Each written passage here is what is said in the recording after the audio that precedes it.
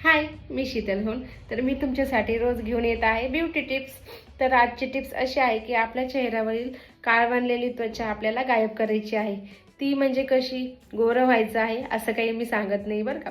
जी तुमच्या चेहऱ्यावर टॅन जमा झालेली आहे, कोणाची स्ट्रेसमुळे असते, कोणाची धावपळीमुळे असते, बरेच कारण असतात ते टॅन होण्यासाठी। तर ती रिमूव्ह कशी करायची तर मी तुम्हाला सांगणार आहे।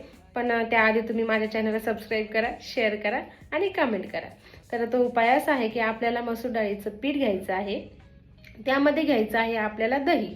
आणि ह्या दोन तर आपल्याला माहीत आहे, पण नवीन एक असं आहे की त्यामध्ये आपल्याला मध मिक्स करायचं आहे।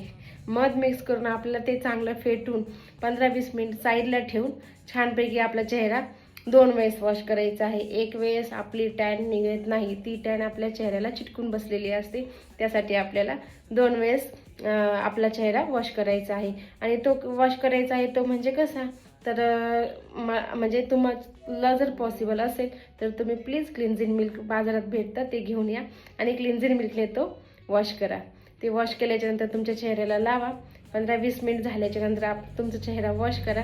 आणि असंच तुम्ही कंटिन्यू म्हणजे महिन्यातून 4 वेळेस जर केलं आणि नेहमीच केलं तर तुमचा चेहरा टॅन होणार नाही।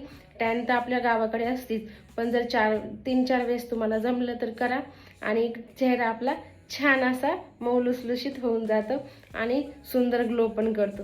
तर अशा टिप्स मी नक्की घेऊन येणार आहे रोजच। तर प्लीज चॅनलला सबस्क्राईब करा।